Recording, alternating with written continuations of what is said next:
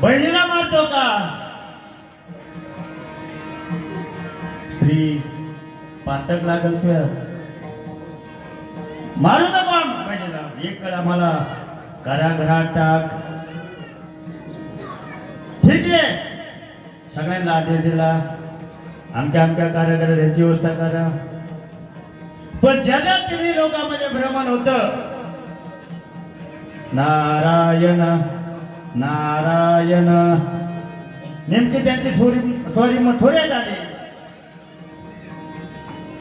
कारण कंसाच्या पापामध्ये भर घालायची होती. पोरं नाही मारली तर पाप वाढणार नाही.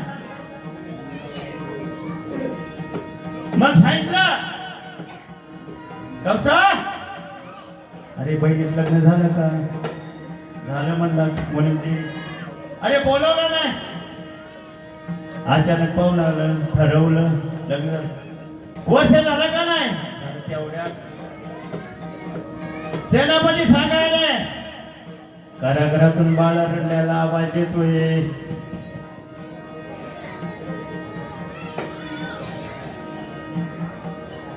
आवाज येतोय. कौन ताडकोणी उठला, कारागृहात गेला. 1 2 3 4 5 6 बालक मारली. आणि 7वा गर्भ काय केला? ट्रान्सफर केला, रोहिणीच्या गर्भामध्ये ठेवला. मग त्या टायमाला आता आधुनिक ते त्या टायमाला व्यापार युगामध्ये भरून ट्रान्सपोर्ट त्या टायमाला केला होता देवाने. आणि आता काय म्हणतात, अध्यात्मापेक्षा आधुनिक अजिबात नाही. अध्यात्म पुढेचे आपल्याला कळत नाही. तो 7वा गर्भ रोहिणीच्या गर्भात ओढतोय. रोहिणीला थोडा त्रास जाणवला. अरे हे काय, मी माझ्या पतीपाशी नाही. सांगितलं वसुदेवचा मुशी, तू काळजी करू नको, तुला कोण नाव ठेवणार नाही. म्हणले 7वा तो जन्माला आला गोकुळात. 8व्या गरोदर राहिली ना, तो गर्भ आपोआप गेला. आणि 8 वर्षाची मूर्ती पुढे उभा राहिली. काय तेज असेल देवकीच्या चेहऱ्यावरती. अरे देवा, मला महत्व जागा झालं पाहिजे, मातृत्व जागा झालं पाहिजे. 8 वर्षाची मुलगी मूर्ती माझ्या मांडीवर बसल का रे? अजिबात नाही. 2 तासाचं बाळ झालं. आणि त्यावेळेस यशोदेवी देवकीने वसुदेवाला मिठी मारली. त्यावेळेस सोडा सोडा मिठी,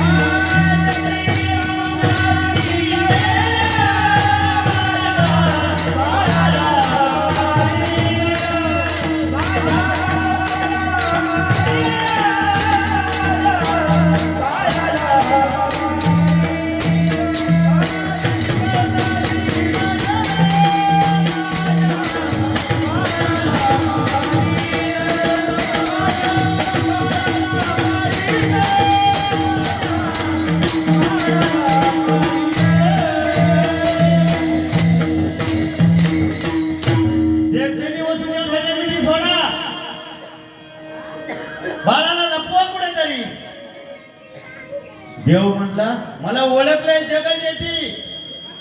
अरे जगाचा बाप आहे. मग देवने सांगितलं थांबा, काळजी करू नका, मला कुठे द्या नंदाच्या घरा.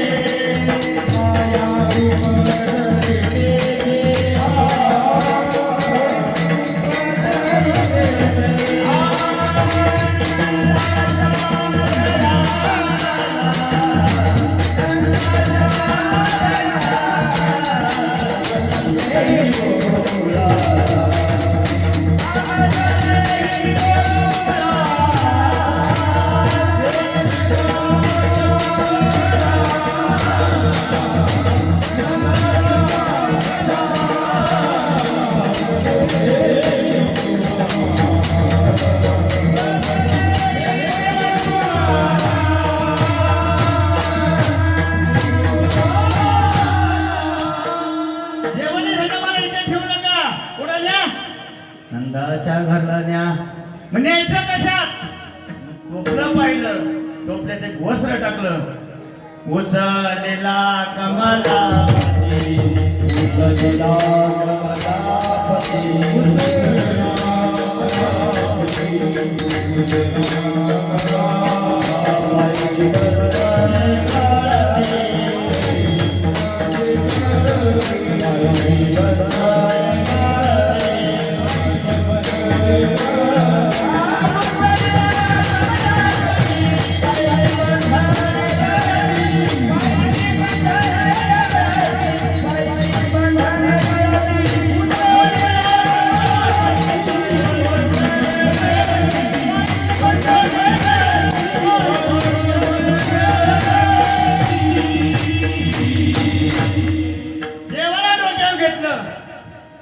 सगळी संकट पळाली. देवा उभा मागे पुढे, उभा मागे पुढे.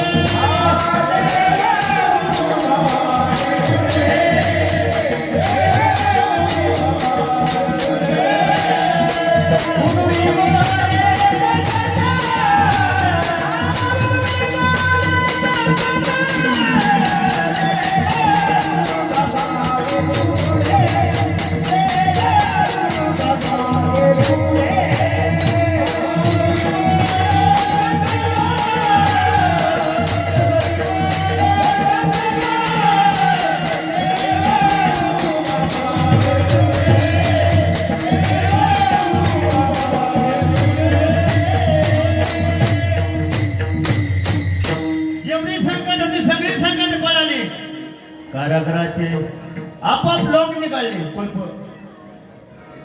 सैन्य निद्रावस्थेत गेले. पण श्रावण महिना होता.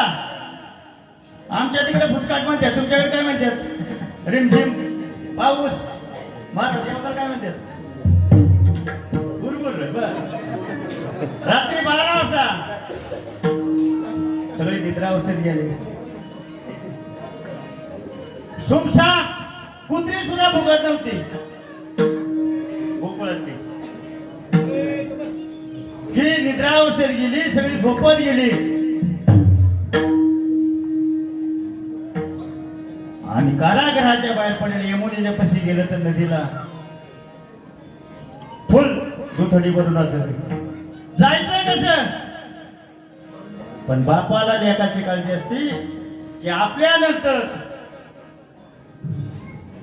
जे चालवणार आहे ते आपला पोरगा चालवणार आहे. काही पोरासाठी सुरक्षित जागा ठेवली पाहिजे. गुडघ्यावर पाण्यात गेला. आता काही खरं नाही. नरड्याला पाणी लागलं. देवानी उजवा पाय जाणता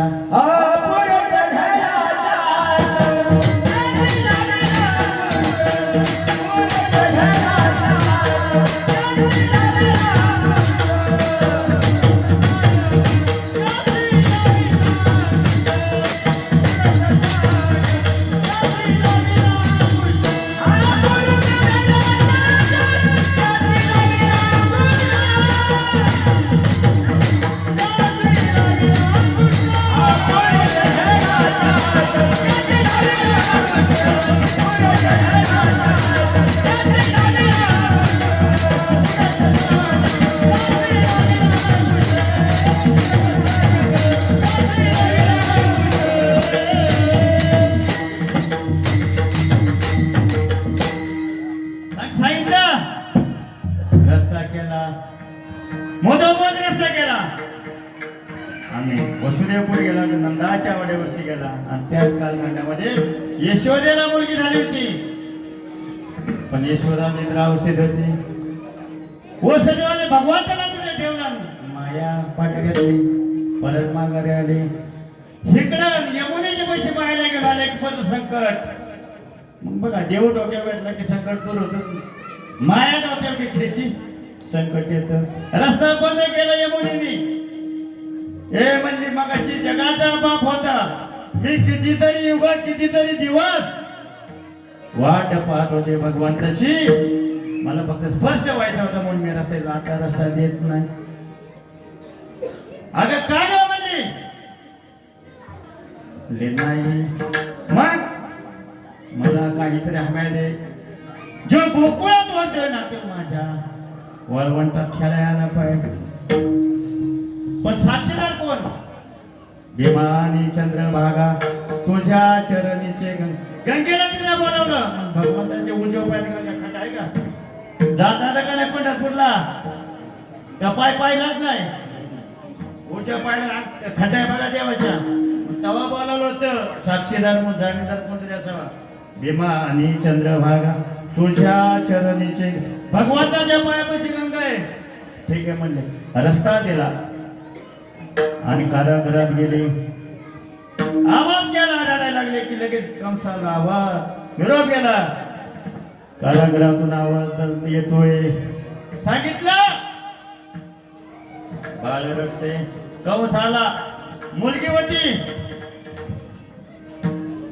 उजव्या हाताने उजवा पाय धरला, गरगर फिरवले आणि ते आकाश मार्गे गेले.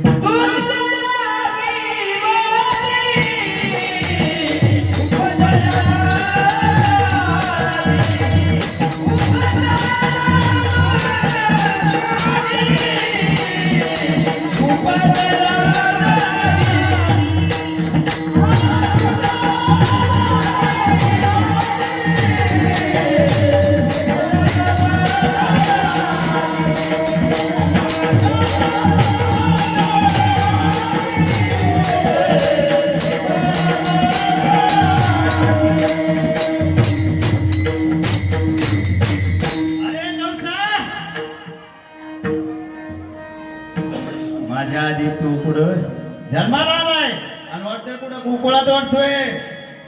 मग इकडे तोपर्यंत दिवस उगाल होता. नंद राजा